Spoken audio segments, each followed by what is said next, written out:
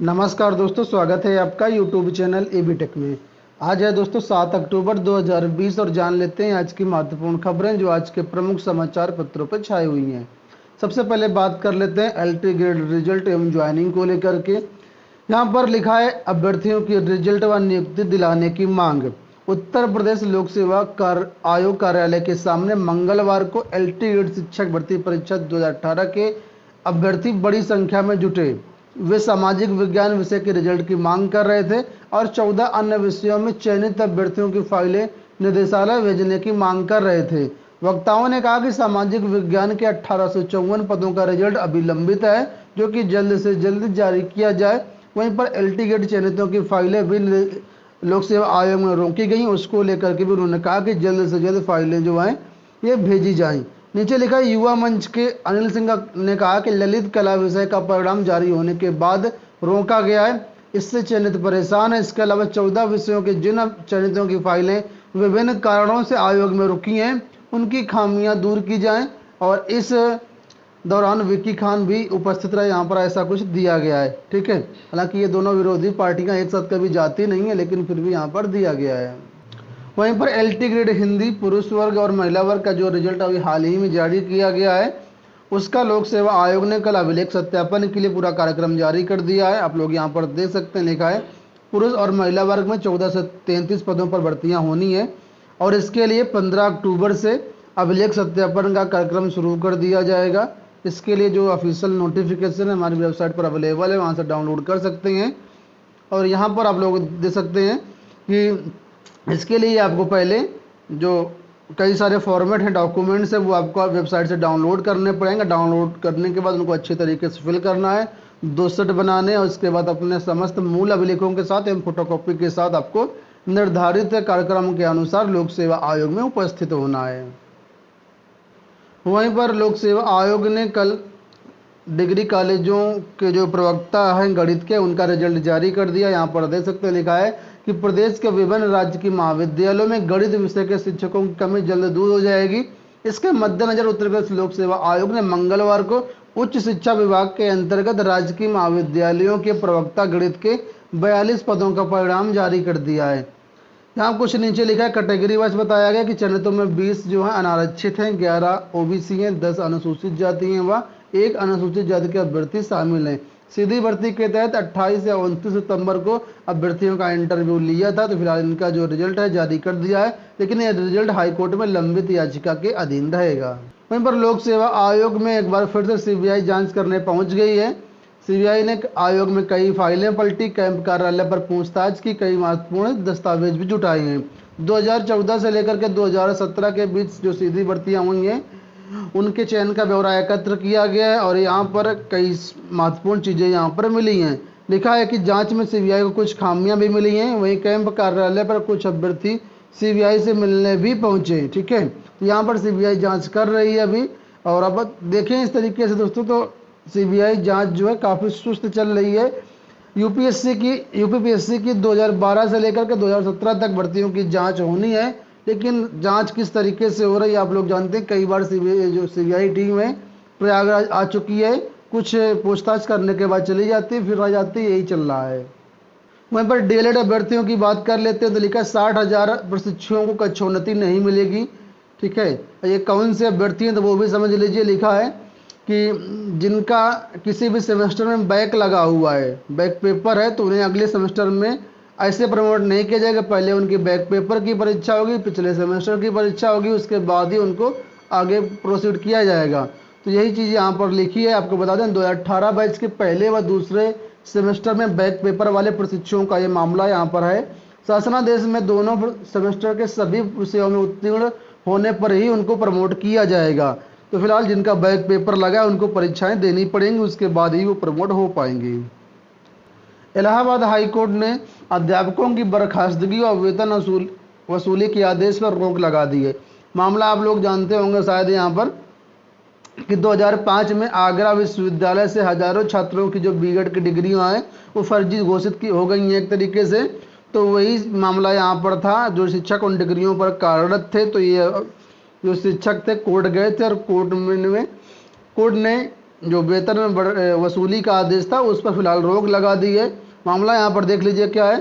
देखा, इलाहाबाद हाईकोर्ट ने BR अम्बेडकर विश्वविद्यालय आगरा की B.Ed की फर्जी मार्कशीट व डिग्री के आधार पर नियुक्त रद्द करके वेतन भुगतान की वसूली आदेश पर रोक लगा दी है। उक्त मामले में राज्य सरकार से जवाब मांगा गया है।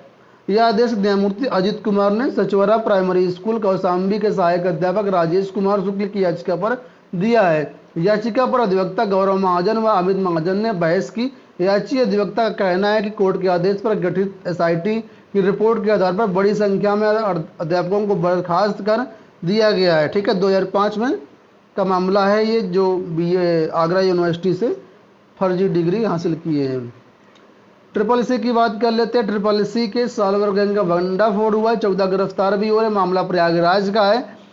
आप लोग जानते होंगे यहाँ पर कि 29 सितंबर से परीक्षाएं शुरू हुई थी SSS की, और 7 अक्टूबर तक परीक्षाएं चलनी थी।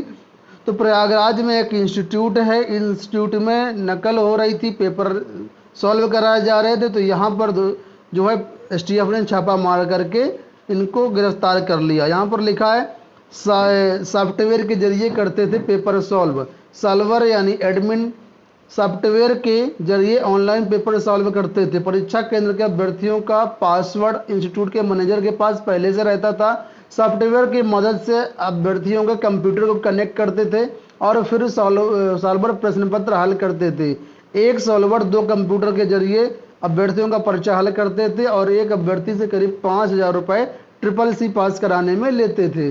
ठीक है, तो फिलहाल इनको जो है 14 लोगों को गिरफ्तार कर लिया गया। इनके पास से काफ़ी चीज़ें बरामद भी हुई हैं। देखिए लिखा है कि 26 कंप्यूटर, 14 मोबाइल, 14 एडमिट कार्ड, 2,08,000 रुपये और 150 अभ्यर्थियों का विवरण भी यहाँ पर मिला है। असिस्टेंट प्रोफेसर भर्ती के प्रथम चरण के अंतर्गत पदों की संख्या लगभग 2016 हो गई है। और जानकारी ये भी मिली है कि जो क्षैतिज आरक्षण का पेज था वो भी यहाँ पर सॉल्व हो गया। यहाँ पर आप लोग देख सकते हैं, लिखा है कि बाधा जो थी दूर हो गई। इस वजह से अभ्यर्थी कर लोक सेवा उच्चतर शिक्षा सेवा आयोग पहुँचे और वहाँ पर धरना प्रदर्शन किया और बोला कि जल्द से जल्द विज्ञापन जो है जारी किया जाए। ठीक है, विज्ञापन जल्द जारी करने की मांग की है और साथ में ये भी कहा है कि विज्ञापन के साथ में परीक्षा तिथि और परिणाम की तिथि भी घोषित की जाए। इसमें से कई अभ्यर्थी थे।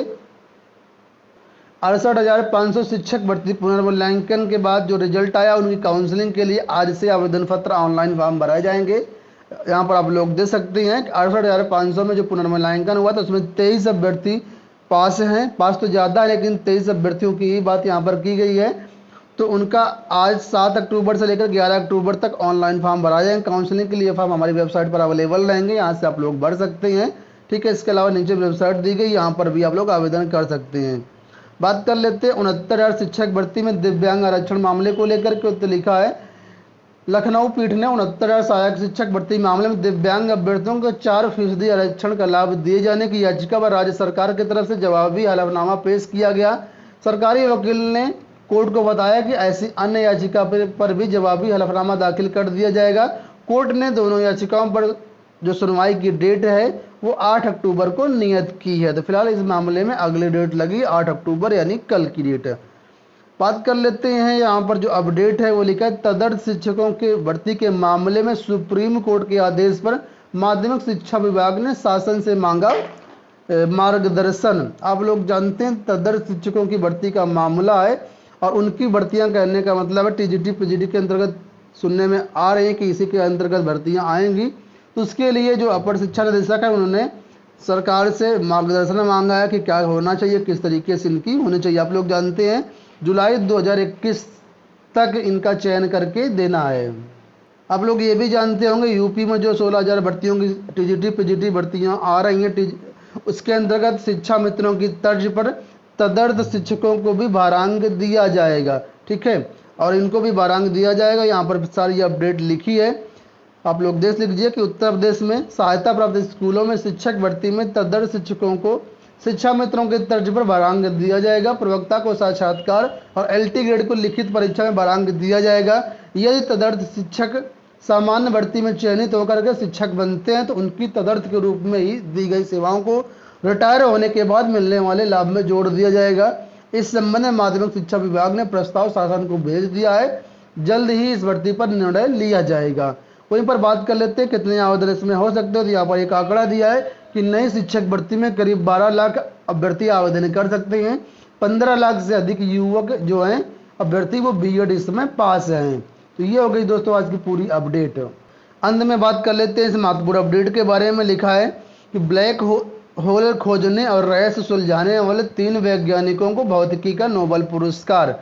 ब्रिटेन के रोजर पेनरोज, जर्मनी के रेनहार्ड गेंजल व अमेरिका की एंड्रिया गेज को मिला इस वर्ष का नोबेल पुरस्कार। तो इनके नोबेल पुरस्कार के जो है अनाउंसमेंट हो चुका है भौतिकी का, इनको दिया गया। बाकी जो अन्य पुरस्कार है इनका अनाउंसमेंट धीरे धीरे कर दिया जाएगा। यहाँ पर लिखा है कि रसायन विज्ञान का जो नोबेल पुरस्कार है उसका बुधवार को अनाउंसमेंट स्वीडन में होगा, साहित्य का स्वीडन में भी होगा बृहस्पतिवार को, शुक्रवार को और यहाँ पर सोमवार को। कुल मिलाकर के अगले 6 दिन में पूरा जो पुरस्कार है उनकी अनाउंसमेंट यहाँ पर कर दी जाएगी। तो ये हो गई दोस्तों आज की अपडेट। आशा करते हैं वीडियो पसंद आया होगा। वीडियो को लाइक और शेयर कर दीजिएगा। चैनल को सब्सक्राइब ना किया, चैनल को सब्सक्राइब भी कर लीजिएगा। धन्यवाद।